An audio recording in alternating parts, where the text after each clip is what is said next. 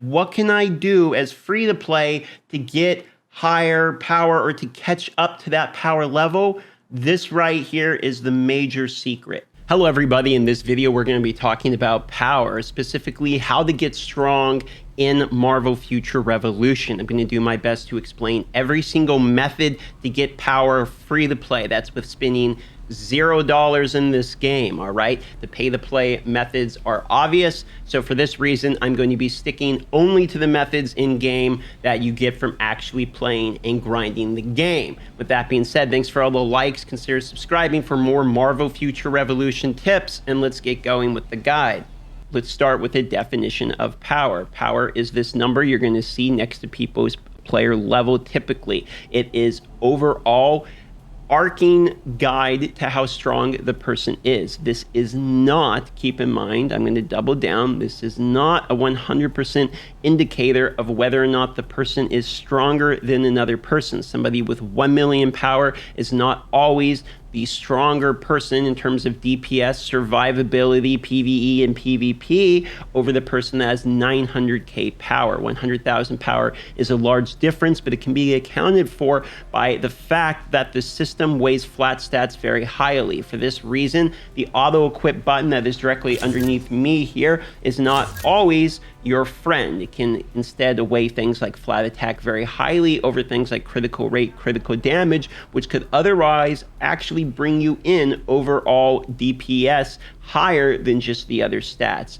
There's also stats like dodge rate, for instance, for Spider-Man that aren't weighed as highly, but still increase the damage with things like your passive traits. Not everything is accounted for in the power, and for this reason, power should be used as just an overall guide to what the person's strength level is and not an exact indicator of their threat level compared to another specific person, entity, player, monster, whatever. Power can be acquired a variety of ways, and the very easiest way to see this is just by clicking on the top right corner, then clicking on heroes. It's going to show you a very basic breakdown of all of the different things you can do with your heroes. Hero info being effectively costume, badges, your equipment. Then you have your skills, which will max out at 15. Keep in mind you have to be level 100 to go from 10, or I think it's 11 or something like that, to 15 at the end, and it takes millions of gold to complete this, so save yourself some gold. There is your Omega cards. Keep in mind exclusive stats will never reroll and will only stay on that hero's exclusive stat. So in order to get your maximum power, you want both special cards with exclusive stat for that one character. I'm not going to go into Omega cards too much, but keep in mind special cards have more bonus stats than other cards. So if you're looking to increase your power, special cards are better than just standard cards. Or rare cards, what have you. Okay, that is another way to get bonus stats, which will translate to bonus power, and there's obviously the set bonuses, etc. I have full guides out already on Omega cards that will break down this topic into more detail. There is your enhanced potential. Enhanced potential is something that is very difficult to actually grind. If you're free to play, one of the only ways to actually get this is to make sure you're in an alliance. You go to your alliance shop and you purchase it. The potential reports here every single week in your alliance shop. On top of that, you can go to the Convergium box and you can place in your battle badges that you decide you do not want to use, your 3, or I think it's 4-star and up battle badges, for instance, and you can use that to get particles, which you can then use in the convergence box, and potential reports do show up in this box as well. This is another free-to-play way to get potential reports. Keep this in mind, okay?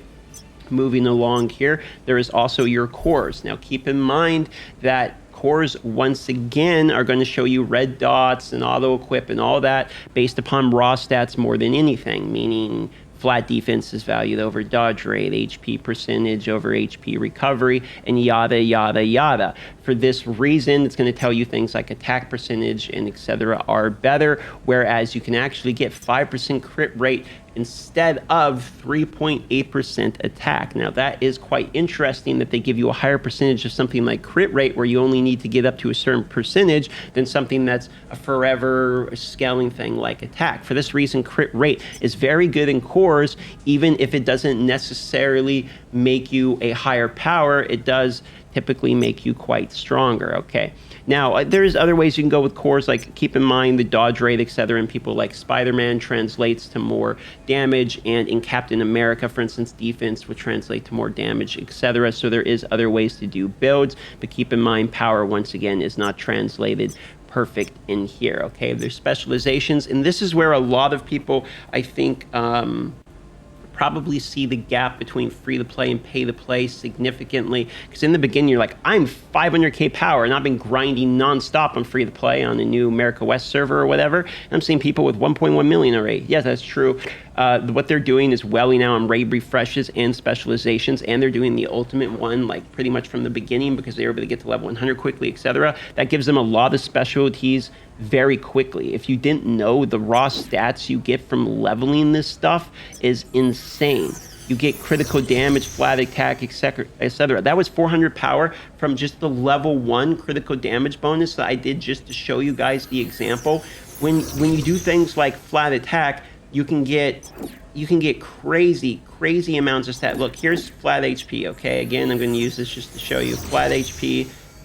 Like 562 power from one of those. If that was flat attack, it would be dang near 2,000 power just from that. And you also cooldown decrease all of this, so you can get some pretty nuts power. And look at how many traits there are. I mean, look at this. There's tons of these, and you're talking thousands of power per each one of these little guys. So you might get a new badge and be like, oh my god, I got 10, 15,000 new power in my new badge. But meanwhile, in your specialties, there's literally hundreds of thousands of power, static power, that you're just going to gain permanently in your specializations that you might not have. This right here is the main reason people see powers way higher than theirs, and they're like, what can I do as free to play to get higher power or to catch up to that power level? This right here is the major secret, okay? You want to focus on refreshing raids, refreshing everything you can about your specializations. Focus on this and potential. Those are going to be your two things that will max out your heroes, because the grind, for instance, that we get into when we talk about grindable things like these costumes, for instance, are going to be a long grind, long throughout the game. Badges can always get better. Your cores, you can always crunch up to 6-star, okay, which is another topic I've talked about on this channel. It's very difficult. Then there's nano fusion. So if we want to talk about free to play, we could even get into picking your best non-regional set, for instance, like Spider-Man Noir, and then building that into a regional set instead of doing, or building that in, not into a regional, excuse me, building that into a nano fusion set instead of using a non-nano fusion regional because we don't have enough pieces, for instance. So there is multiple reasons that I can understand that you might see this huge power difference and instantly get discouraged. But there's a significant amount of power left for you to gain in this game if you're free to play and just starting out. And a large chunk of that power is going to come from very easy to, or not easy to acquire things, but free to play friendly things like badges, or things like the specialties, the raids. That's free to play friendly too. You can only get it 3 times a day, meaning you can only refresh it twice a day, okay?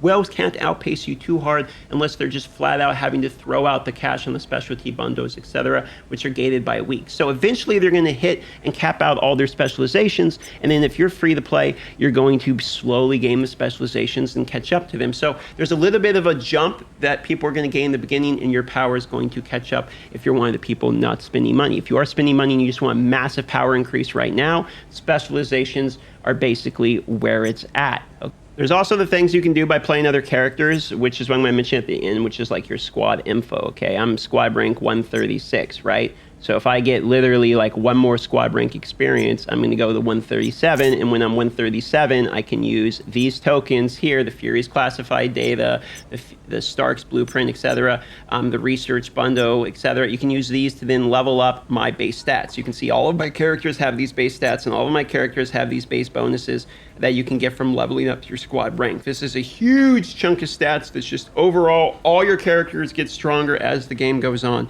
This is another portion where there's going to be a gap. There's going to be grinders, the free-to-play people who are willing to grind out and hit level 100 and grind the time for this type of bonus stats, will be able to catch up and will be. I mean, there's people on the Omega Flight server that are able to stay in the top, I think it's 25, the top 50, and lots in the top 100 that are free to play.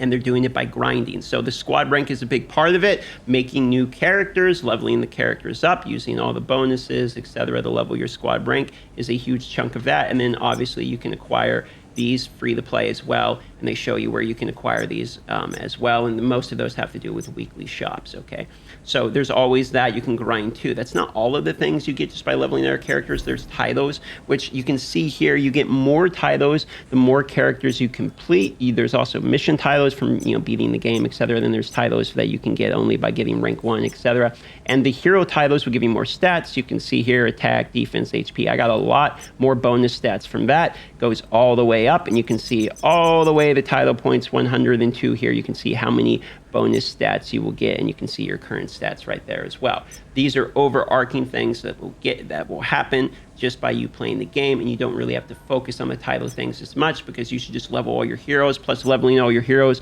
is going to help you in squad training, and squad training will give you more goodies, which will help you again increase your overall power and strength of your hero. Don't forget, you can transfer Omega cards and badges through things like your card storage, and this will help you out one more time when it comes to leveling up your alts and increasing your overall power by leveling alts. Keep in mind, they did actually delete the ability to delete heroes, so you can no longer level heroes over and over and over again to be able to spam the rewards you get for doing that. For that reason, kind of a bummer if you weren't free to play during Omega Flight. That was abusable. Now it is no longer abusable. You probably are just going to want to be a bit of a grinder now. Hope that helped. If it did help at a minimum and answer that one question, consider leaving a comment. Let me know what I answered for you guys. Liking the video, it will help me out, and subscribing, as that will help out my channel. I am desperately trying to claw my way to the top of Marvel, as all of us YouTubers are.